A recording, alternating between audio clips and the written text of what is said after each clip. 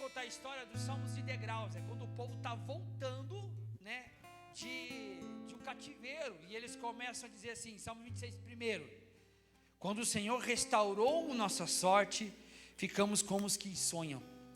A nossa boca se encheu de riso, de rios, de louvor. Entenda que quando eles olharam para aquele momento de libertação, e eu gosto de falar isso, que você imagina, depois de tanto tempo eles escravos, eles levantaram e foram ter com alguém e dizer: ó, vocês estão livres. E eles não estavam acostumados com isso, e eles dizem: nossa, que legal, estamos livres. Então parecia um sonho aquela liberdade. Então eles começam a entender que no tempo que eles viveram no cativeiro, e quando eles clamavam ao Senhor, eles plantavam com lágrimas. Olhe para aquela pessoa que está ao teu lado assim: quantas vezes você chorou por essa igreja? Quem aqui já chorou por essa igreja aqui? Quantas vezes você percebeu que existiam situações e circunstâncias que precisava você chorar? Pois bem, nesse dia você pode dizer junto comigo, com os pastores dessa igreja, dizer: Ebenezer, até aqui, vamos falar junto? Ebenezer, até aqui nos ajudou o Senhor. Cada vida alcançada, cada desafio superado, cada uma das dificuldades que foram vencidas, foi fruto do amor de Deus para com esse lugar. Mas o que nós não podemos esquecer é que há dias e há momentos que nós esquecemos de olhar para o passado, esquecemos de olhar lá para trás. E eu digo que não é para você viver, né, digo assim, de museu, diz que viver de passado é museu, mas não, olhar para trás com gratidão, Senhor, isso não pode faltar no nosso coração. E pastores, o que está faltando no nosso meio cristão, eu digo que o meio gospel hoje, é essa palavra chamada gratidão. Não que nós venhamos esperar de alguém, mas gratidão pelo que o Senhor fez e ainda fará. No Salmo 126, 3, o qual a gente está discorrendo, ele vai dizer assim: ó, grandes coisas fez o Senhor por nós, e é por isso que estamos alegres. Quando a gente olha para trás e vê os obstáculos que foram superados, as vitórias que foram conquistadas, nós entendemos que não foi por força própria ou por metodologia humana, mas foi graça de Deus. Deus nos deu graça, Deus nos alcançou. Só que há um problema em nós esquecemos de dar glória a Deus. Sabe, todo final do ano, não sei se aqui faz, eu acredito que é a mesma metodologia, que pensa igual, a gente faz o projeto de vida. Quem fez o projeto de vida aqui? E lá eu lancei assim, pastor, assim, que cada conquista você vai ungir e vai dizer assim: glória a Deus. Comprei um carro novo, comprei uma caminhonete a diesel, tem gente que já pegou aí, ó, eita, povo inteligente, hein? Sabe aquela caminhonete que você sonhou, né? Se você não tiver juízo, não pega a benção. Aquela moto de 1000 cilindradas, só quem tem juízo. Chega lá e diz assim, não, e os homens gostam, né, de falar assim: eu comprei um carro. Homem que gosta, né? Já viu? E vai lá e vai dar uma volta para os amigos e diz assim: comprei meu carro novo. Sabe o que eu disse? Você vai pegar, vai ungir, vai dizer assim: Deus, é para a tua honra e para a tua glória. Nós esquecemos que tudo que acontece, você vai lá no teu trabalho e você recebe aquela promoção que você nem tinha ideia que ia acontecer. Tem ninguém querendo ser promovido aqui? Ah, já pegou lá. E o teu salário praticamente dobra. O que acontece? Esquecemos de dizer: foi o Senhor que restaurou a nossa sorte. Esquecemos, sabe, eu tenho dito quando eu estou pregando que está faltando aqueles crentes, pastora Priscila, com inconveniente. Olha para quem eu creio que ela vê se ele é inconveniente ou não. O irmão ficou com medo, olhar para o lado, pode olhar, vê se ele tem cara de inconveniente. Não, de crente inconveniente. O que é o crente inconveniente? Já viu o crente inconveniente que ele é? É aquele que você chega perto e diz assim: puxa vida, estou com uma dor de cabeça. O que ele faz? Tem crente que vai dizer: tem um paracetamol, como é que é? Para dor de cabeça? Viu que vocês têm? Peguei vocês. Tem uma Neusaldina aqui. não sei os outros nomes, mas o crente de antigamente, eu não estou falando de nostalgia aqui, mas o crente que a gente chamava de inconveniente, sabe o que ele fazia? Vou orar por você, você vai ser curado. Porque tinha um entendimento que Jesus disse, ó, todo o poder é me dado, e esse poder eu dou para vocês, igreja do Senhor. Em meu nome vocês curarão, em meu nome expulsarão demônios, em meu nome. Então, o que está faltando para nós é olhar para o passado e dizer, aonde eu estou agora, foi Ele que me tirou. Eu me lembrava do Salmo de Davi, dizendo, Senhor, esperei com paciência do Senhor, Salmo 40, e Ele se inclinou para mim, ouviu meu clamor, tirou-me de um charco horrível, de um lago, de lodo, e me pôs meus pés sobre minha rocha, e ungiu minha cabeça. Quando a gente começa a entender isso, de onde Deus nos tirou. Eu lembro dessa igreja aqui no fundo, nem sei se é aqui o fundo, uma casinha azul que era todo o terreno, a extensão. Quantas vezes oramos um frio, não sei porque que era mais frio, aqui está quente hoje, glória a Deus. Olha o que Deus fez. É de emocionar, gente. Olha o que foi construído aqui pela glória de Deus. Ele quis, Ele que fez. Quando nós lembramos e começamos a reafirmar que tudo que temos, tudo que somos, tudo vem do Senhor. Como está faltando aqueles crentes que quando alguém chegava e fala assim, puxa, eu estou com um problema no meu casamento. O que tem de problema em casamento hoje, é ou não é verdade? O que tem gente reclamando dentro da igreja, fora da igreja, no ônibus, que não está bem. Aí aparecia aqueles crentes, eu ficava olhando aquelas mulheres, que às vezes o marido nem cristão ela, e ela chegava e dizia assim, não, teu casamento tem jeito. Aquelas mulheres que dormiam na área, porque quando vinham para o culto o marido trancava a porta, e elas estavam orando pela irmã, para o casamento da irmã melhorar, porque cria no poder de Deus. O que está faltando para nós?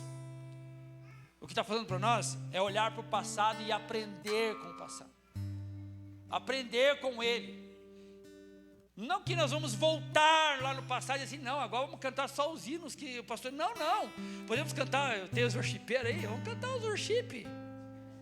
Vamos cantar Mi menor, Dó, Sol e Si menor, pronto. Colocamos aí, né, o sustain aí no som, podemos ficar ministrando, tudo bem. Mas que nós possamos olhar e dizer assim, que o Senhor seja nosso fundamento. Que Ele seja o fundamento em tudo. Aqueles crentes, pastora Priscila, que quando alguém fala assim, na minha igreja acontecia, eu estou falando da história da minha igreja porque foi que passamos, precisamos construir algo, vendia alface na rua. Imaginou? Construir um altar vendendo alface na rua. Aqueles crentes que entregavam sua vida no jejum ou na oração. Quando nós olhamos para o passado, olhamos como devemos aprender. Aqueles crentes que tiravam um final de semana para visitar os hospitais. Quem lembra tem alguém que lembra disso? Não? Sabe, quando eu começo a ouvir esse tipo de palavra, às vezes eu fico com vergonha. Porque a gente assumiu um patamar. Olha que patamar, que maravilha de igreja, que linda essa igreja, parabéns, linda, maravilhosa igreja. Você já imaginou como ela estaria se nós tivéssemos aquela pegada dos primeiros dias? Fala para quem está assim, você já imaginou como estaria a nossa igreja aqui? Fala para quem está assim, imaginou ou não? Se a gente tivesse aquela pegada de antigamente. Eu lembrava quando jovem, né, a Pri e o Glad eram da 80, mas ainda não era da 80 porque vocês vieram de Curitiba, né? Tua mãe veio de Curitiba. Mas antes deles virem para cá, eu era criança e os jovens da igreja eram assim. No domingo eles iam para a escola bíblica dominical, iam para casa, almoçava, à tarde ia para evangelismo, tomava café na igreja, ia para a gincana, da gincana ia para o culto de domingo, e depois do domingo ia para o monte orar ainda. Sabe aquela pegada que a gente tinha? Eu não sei se vocês são dessa época, nós íamos para o monte orar. E aí lá no monte os gravetos pegavam fogo. Tem alguém que trouxe graveto para casa aí? Não. Tem uns irmãos dos gravetos aí, ó. E aí tu colocava na carteira, chegava no escuro, apaga a luz aí. E o graveto acendia. No outro domingo ou na outra sexta-feira, estava todo mundo lá para ver. Todo mundo ia orar para ver os gravetos pegar fogo. E pegava fogo. E hoje, sem olhar para o passado, nós ficamos arregalados com tudo que foi conquistado. Nós ficamos confortáveis num berço que nos foi dado e esquecemos que a obra continua. A presença continua precisando ser buscada. Não mudou, Deus não mudou. Uma das características de Deus é que Ele é imutável. Ele não muda. Então o mesmo Deus de 10, 30, 50, o mesmo Deus de A.M.C. Macpherson, o mesmo Deus de tantos, né, de René Bolk, o mesmo Deus que agiu na vida dessas pessoas, é o mesmo Deus que está aqui hoje. É o mesmo Deus de 32 anos atrás, é o mesmo Deus que está aqui. E é por isso que nós precisamos reconhecer que nesse presente, Deus continua disposto a agir. Fala para quem está do teu lado, Deus continua disposto a agir. Deus quer usar você. Quem quer ser usado por Deus aí? Deus continua agindo. Lamentações capítulo 3, versículo 22 ao 23, que as misericórdias do Senhor são a causa de não sermos consumidos, e são elas que se renovam todas as manhãs. Então imagine, 30 anos atrás as misericórdias se renovavam, e elas continuam se renovando, e elas vão se renovar amanhã. Então Deus quer levantar líderes que vão sustentar diariamente este ministério.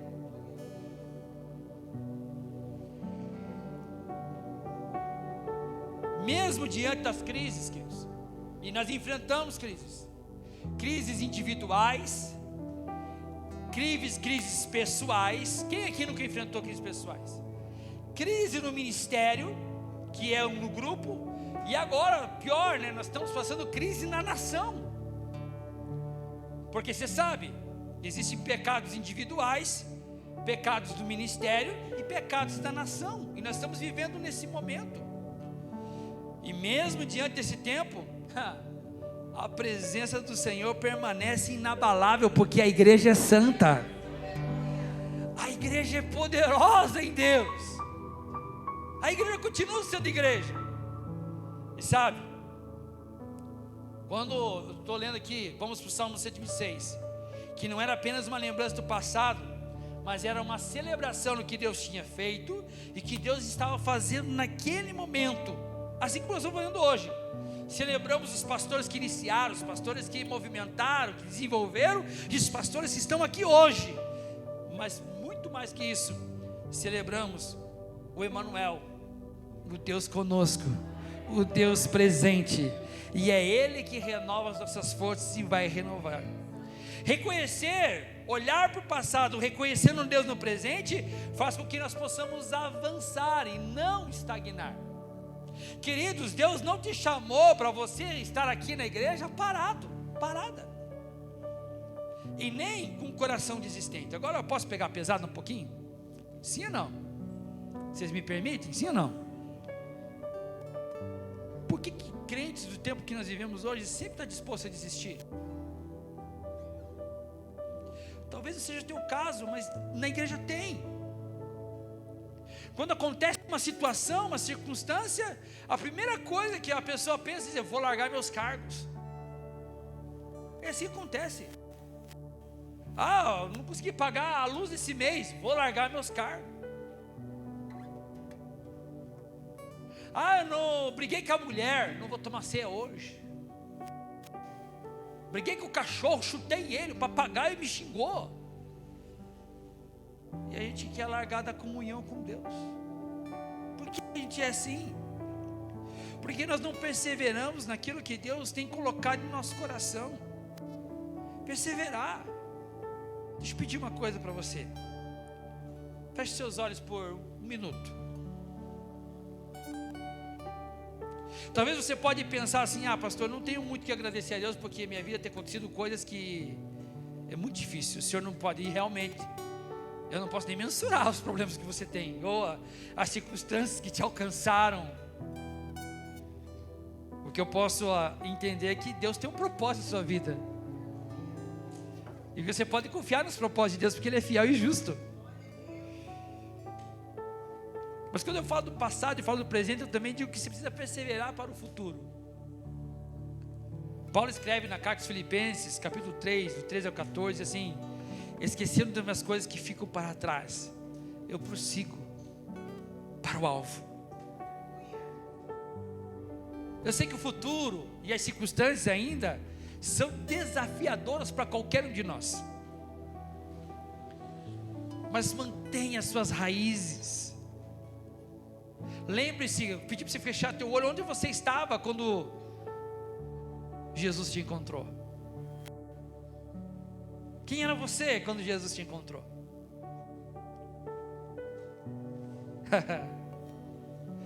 Como era a tua família? Como era a tua perspectiva de vida quando você entrou nesta igreja? Quais eram as expectativas? Deus foi colocando fundamentos em você. Deus foi colocando palavra, a palavra de Deus entrou no teu coração. Deus foi colocando oração, que é intimidade. E aí com a oração vem uma comunhão, e a comunhão te trouxe prosperidade, te trouxe fé, te trouxe garantias. Onde você estava? Então por isso nós temos que olhar e perseverar e dizer: Senhor, eu não desistirei, eu não pararei. Eu comecei a olhar a história de Neemias.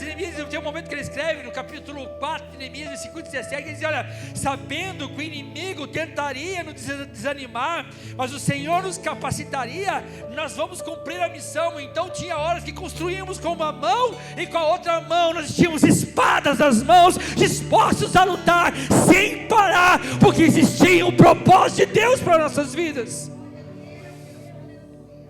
Não desista não.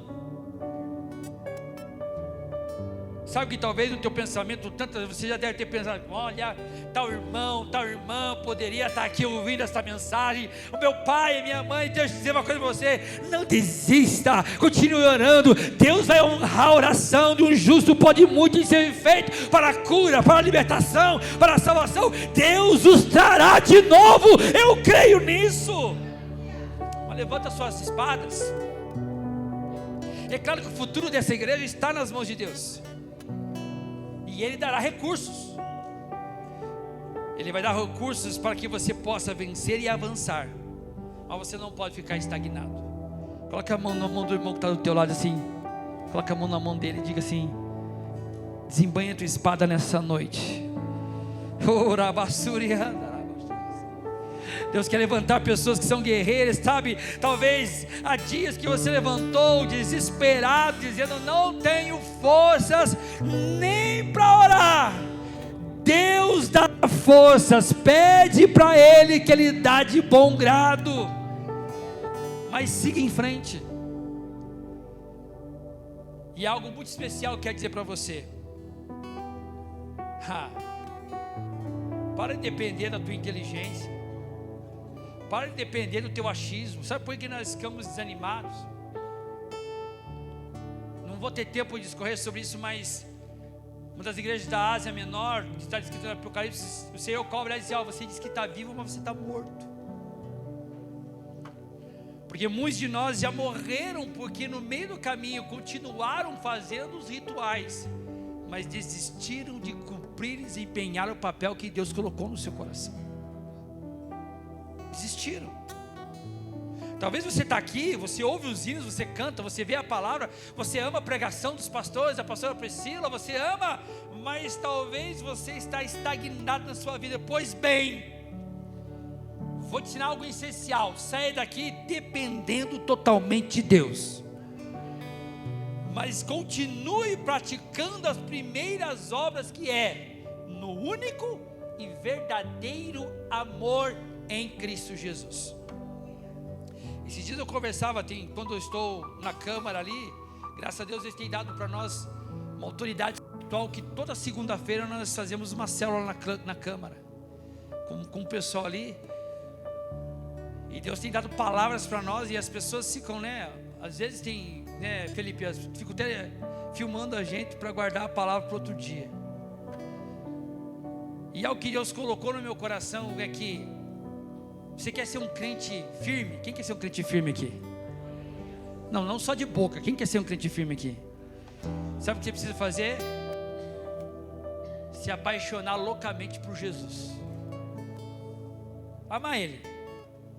Mas amar mesmo, sabe? Amar até a morte, sabe? Porque Deus começou a colocar em meu coração que conversão é essa da igreja, dos apostólicos, os primeiros, que iam, você imagina, você vendo pegar o seu filho, colocar num poste, encher de piche e fazer de tocha, e ainda ele continuar cantando louvor ao Senhor. Gente, isso é coisa de doido. É por isso que o mundo não entende o evangelho. Sabe, que o nosso fundamento seja amar a Cristo, mas amar ao ponto de que, minha esposa falou comigo, mas eu vou perdoá-la não por causa dela, vou perdoá-la por causa de Cristo. Consegue entender o nível, o aprofundamento do amor que tinha essa galera, de ir enfrentar o leão e cantar louvor ao Senhor, sem desistir, sem parar. Imaginou isso? Não. Eu fico olhando para Estevão estava lá pregando, é uma das mensagens. Se você quer saber da história de Israel, você pode ler ali, né, o capítulo 6 e 7 de Atos. Você vai ver que ele discorre sobre a história de Israel, e no final, o que ele ganha? Pedrada, a morte, mas sobretudo, o amor dele fez com que ele, em vida, viu os céus abertos, e ele diz: olha, estou vendo Jesus assentado à direita de Deus Pai. Paixão pelo reino. Sabe, quando nós dependemos de Deus em tudo, nós entendemos quando Paulo está dizendo assim: se Deus é por nós. Paulo está entendendo que ele não era apenas sustentado por uma inteligência, por algo que ele encontrou na estrada de Damasco, que foi que ele teve aquele encontro surreal, extraordinário com Jesus. Não, o que sustentava ele era o amor. Ele se apaixonou por aquele Cristo que nós precisamos voltar a nos apaixonar. Sabe, a igreja não é apenas paredes, você já deve saber. A igreja, ela é formada por vidas consagradas, vidas que se separam para o Senhor. Sabe, fala para quem é do teu lado assim: o inimigo, ele é real, e ele vai tentar te desanimar, mas diga assim comigo: maior é que está conosco. Quem que é que está conosco, gente? Quem está conosco? Sabe, alguém dizia assim: pastor, esses dias atrás, você não tem medo da perseguição que vai vir? E aí eu perguntei para ele: você sabe aonde a igreja mais cresce no mundo hoje? Sabe dizer ou não? Lá na China. Milhões e milhões de pessoas estão se convertendo diariamente. Sabe por quê? Os cultos deles são escondidos. Não se engane, aquele negócio que mostram que as igrejas lá são igrejas que são dominadas pelo governo. Aquelas igrejas que são abertas da China, até a pregação primeiro vai para o governo para ver se pode ser pregado. Na igreja cristã mesmo, está lá nos porões, está lá escondida, está lá e não para de crescer. Não tenho medo de perseguição. O que eu tenho medo é de esfriar esse amor que está aqui.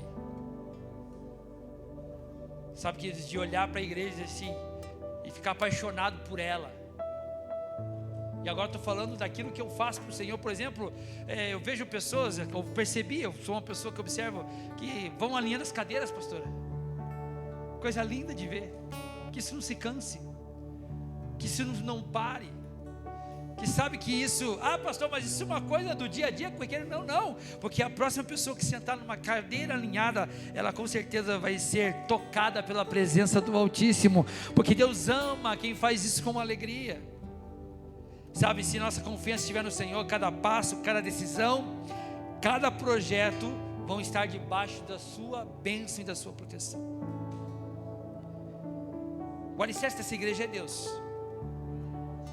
Amém? O alicerce dessa igreja é a sua palavra.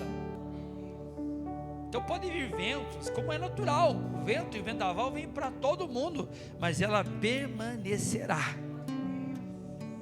E por final, quero concluir dizendo que quando nós entendemos o amor do Senhor, não importa o momento, porque não é Ele que desenvolve a nossa vida, não importa a situação. Eu posso estar vivendo uma alegria intensa, eu continuo ainda focado no Senhor. Eu posso estar vivendo uma dor profunda, de morte, eu ainda continuo no propósito. Aí o Salmo 126, lá no final vai dizer, versículo 5: aqueles que semeiam com lágrimas, com cânticos de júbilo, voltarão com sua colheita, com seus podes. A questão é que Deus, toda vez que Ele começa uma boa obra, Ele termina essa boa obra. Então entenda uma coisa: cada oração feita, cada culto realizado, seja com cheia a igreja, seja com 3 pessoas, com 2 pessoas, cada culto do lar, cada oração no hospital, na esquina, cada evangelismo, cada folheto entregue, cada palavra entregue, aleluia, é uma semente que foi lançada e está registrada lá diante do Senhor. Diga para quem está dizendo assim: tudo que você já fez e tudo que você deixou de fazer está registrado. Deus registrou. Eu quero que você feche seus olhos. E eu gostaria que você recebesse uma unção de renovo nessa noite. Talvez as coisas não aconteceram do jeito que você queria na sua história, mas Deus é fiel para trazer a colheita necessária. Hoje nós vamos declarar juntos que até aqui nos ajudou o Senhor, e Ele continuará nos ajudando, porque Deus é fiel. O que eu quero que nesse primeiro culto hoje de aniversário, que líderes e famílias e membros renovem hoje o seu compromisso de plantar e servir ao Senhor, enraizados na palavra, na oração e na comunhão. Mesmo que lágrimas caiam no caminho, mas que nós estaremos juntos. Pois se Deus restaurou a sorte de Sião, Deus fará a mesma coisa hoje, e amanhã será abundante a sua presença em nossas vidas. Amanhã Deus fará maravilhas, eu creio nisso. Então eu gostaria que você fizesse uma reflexão. Sabe o que é o mais lindo do Evangelho? É que o amor de Cristo nos alcançou, e Ele continua nos alcançando. E se você quiser fazer uma aliança com Deus nessa noite, eu vou pedir algo muito... Eu não avisei a pastora Priscila porque nós nem conversamos, né? Mas eu quero que você faça uma oração que seja até mesmo silenciosa, sem barulho, mas aquela que vem do fundo do coração, sabe? Talvez você durante esse ano você já pensou em desistir quantas vezes? Ou durante esses 32 anos que você, né? Alguns já estão aqui há 32 anos, outros há menos, outros há alguns meses, outros alguns dias, ou talvez, não sei quanto tempo, mas você não olhou para o passado, não agradeceu pelas conquistas, quis desistir no presente e não está perseverando para o futuro. Mas você quer fazer um voto com Deus, a tua aliança com Ele é com Ele. Gosto que você dobrasse seu joelho no teu lugar, na tua cadeira aí mesmo, e que você fizesse a oração mais singela, mais honesta que você puder. Eu me recordo que um dia eu cheguei no meu quarto e falei para Deus assim: Deus, eu não consigo nem orar, estava tão acabado, sabe, pastor? Aqueles dias que pastor, tem disso também, o pessoal pensa que não tem, mas tem. Porque pastor é traído, o pastor é caluniado, o pastor... Tem um monte de coisa que acontece com o pastor, você não tem ideia. Só quem anda com o pastor sabe. E um dia eu cheguei no meu quarto e me joguei no chão, escondidinho. Minha esposa foi me procurar, nem me achou. E eu disse: Senhor, eu não tenho nem palavra para dizer, mas eu me joguei aqui na tua presença. Eu vim ficar na tua presença, porque é aqui que eu quero descansar. queridos, aquele quarto se encheu de glória. Deus restabeleceu minhas forças. Deus me deu ideias geniais, que eu nem imaginava. Porque Deus, Ele é assim. Então, se você quer fazer essa oração, eu gostaria que você dobrasse seu joelho aí. Não que você faça aquela oração em silêncio, porque Deus está sondando o teu coração. A Bíblia diz que Ele esquadrinha o nosso pensamento. Ele conhece o nosso coração. Enquanto nós vamos adorando ao Senhor junto com o grupo de louvor aqui, e diga: Senhor, nunca mais eu quero ser um desistente. Fazer como Paulo: estamos aí cansados, nós vamos continuar, nós vamos às vezes, quase destruídos, mas não abatidos, vamos para diante. Não desista não, continue.